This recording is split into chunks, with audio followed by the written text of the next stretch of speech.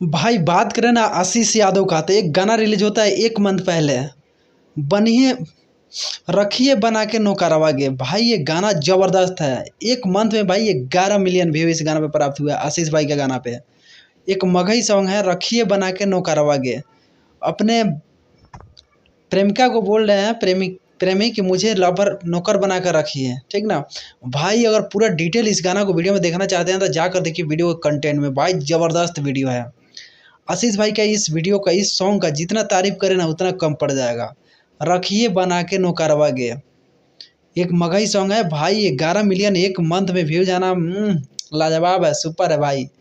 तहे दिल से थैंक यू आशीष भाई के जितने भी चाहने वाले भाई हैं ना, भाई बहुत दिल और जान से चाहते हैं आशीष भाई के लिए, प्यार निछावर करते हैं इनके चाहने वाले भाई। जितने भी आशीष भाई को चाहते हैं ना, वो सभी मेरे चैनल को सब्सक्राइब करें, लाइक करें भाई। क्योंकि आशीष यादव का हम सबसे पहले अपडेट देंगे, सभी सॉन्ग का, जो पहले रिलीज हुआ है उसका भी और आने वाले सॉन्ग का। इसलिए भाई जितने भी आशीष भाई का फैन है सभी मेरे चैनल को सब्सक्राइब, लाइक और शेयर जरूर करें। Thank you so much, love you. Ashish भाई के जितने भी फैन हैं उनको सबको लव यू, थैंक यू।